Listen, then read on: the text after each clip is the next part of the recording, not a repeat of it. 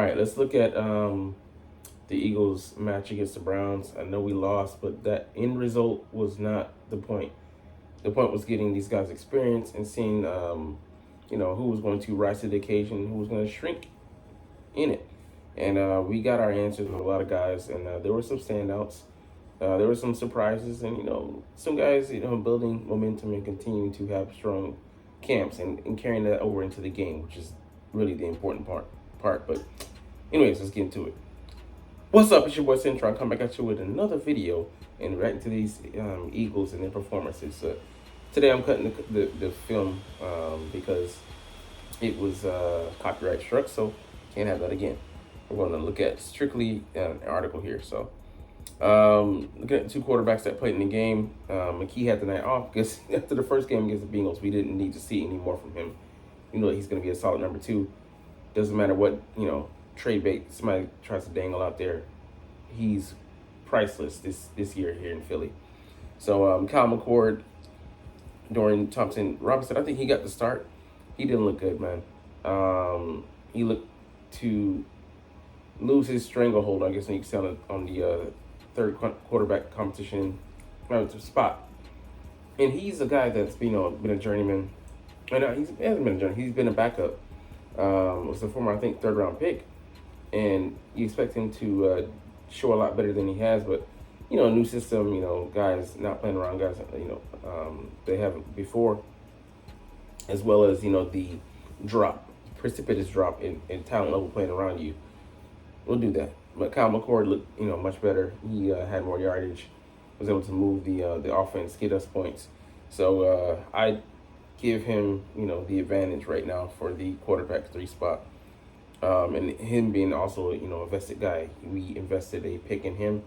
And, not a pick, invested, he's a guy that comes from this regime, selected him. All right, anyways, Keelan Robinson, he looked decent out there. Still don't see him making the squad.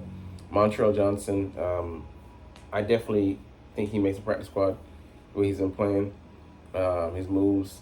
A.J. Dillon, he's already locked in, showing his pass catching chops, but wish he would have dropped that ball that he caught, for a 14-yard loss. Derek Powell, he's showing some nice power as well. I think he could also make practice squad because, we're able to keep 16 guys there. Ben Van Sumeren, showed some juice. I think he got, was a reception or a carry out of the backfield. So, he's our fullback. And I think he's the reason that we will keep only 3 at tight end because he can, in a pinch, idealistically, play there. Terrace Marshall didn't show really a lot, but he's been, out of camp on the sidelines with injury. Darius Cooper continues to, to show why, I think he should stay on the roster. Anaya Smith, I think, he deserves to be on the practice squad. I don't think we should put him over Darius Cooper. He was a 5th-round pick, but I don't think he brings enough to the receiver room as of this moment. I don't think he brings more than Cooper. Taylor Morin, not going to make it, but, he could potentially remain on the practice squad. Giles Jackson just hasn't shown enough, doesn't have enough seasoning. And Ife Adi, I don't think he's been out there. So, but Johnny Wilson, playing that number of snaps, it kind of cements that I think he's going to be on this roster again this year. And I think he's going to take another step in development in the direction we want him to go, which is pass catcher. E.J. Jenkins didn't make most of his opportunities. Kyle Granson did. I think he'll show up the number 3 spot. Nick Muse has some talent, but practice squad at best. Cameron Latu didn't, make most of his opportunities, and Harrison Bryant, he's out of here because, I think he's a blocking guy, but I don't think we need, 2 blocker guys. We need a guy who, can do both, idealistically. But the O-line is where we have some concern. All these guys who played, showed some holes in their game, and I don't know how it shakes out, but I think Drew Candlesticks, Brett Toth, practice squad, Miles Hinton, practice squad. Trevor Keegan, be lucky if he gets a practice squad. Because I don't know if I'm being the all I'm trying to keep Cameron Williams. I think he'll be on the active roster. Darren Kennard, I think active roster. Matt Pryor, active roster. Kendall Lamb, I think he's on the practice squad. And then Tyler Steen got the day off, so I think he's got to wrapped up with the right guard spot. But do we keep him at left guard, shift him to left guard to get best 5 on the field? We'll see with Matt Pryor potentially stepping up into the starting lineup. Aziz Ojulari had a sack, so he might be heating up, to finish out camp. O'Shawn Mathis, I think he'll be a practice squad guy. Patrick Johnson and Ogbo Okoronkwo, I think they're battling for one of the last edge rusher spots. I'd like to say Ogbo gets it, but Patrick, he's been coming on as strong as of late. I think he had 2 sacks in the last practice. Josh Uche, he's been I think he'll be the number 3 guy. Anton Powell Ryland just hasn't I think flashed as a edge defender. Pass rushing, I think he'll be able to develop there, but we need him to do a lot more, drop into coverage in this scheme. So I don't think Vic's willing to use him. So I think he'll be lucky, but practice squad. Ty Robinson, showed nicely. Byron Young, I think is just too deep for him. Gabe Hall, I think he's shown a lot, and he continues to grow. Jacob Sykes, I don't think so. I don't even think practice squad. Joe Evans, no. Justin Rogers, no. So, we're going to keep 5, I think, at D tackle, and it's a numbers game. Jeremiah Trotter has showed that, he deserves to be in contention, but I think, Campbell, he wins out because, he was out there making plays, got a sack. Smile Munden, played better than I think he did the previous week, but still has, some things to patch up.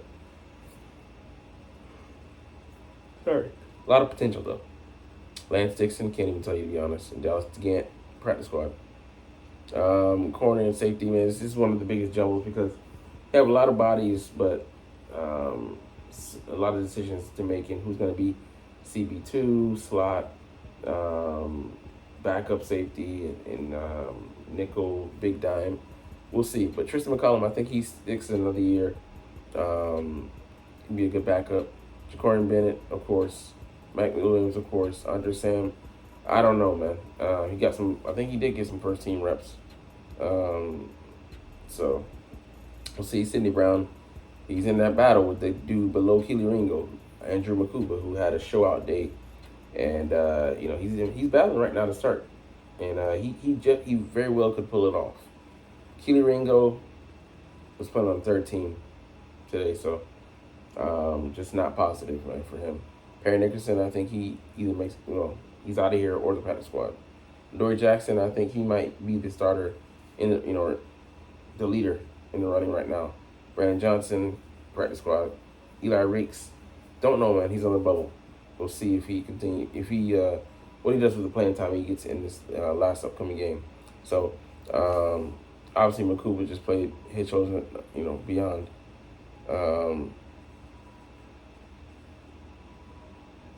Yeah, Tyler Steen, which I can't say shit about that, but anyways, we're gonna get out of here on that note, man. But shorter video for me, just kind of par for the course, or it should be.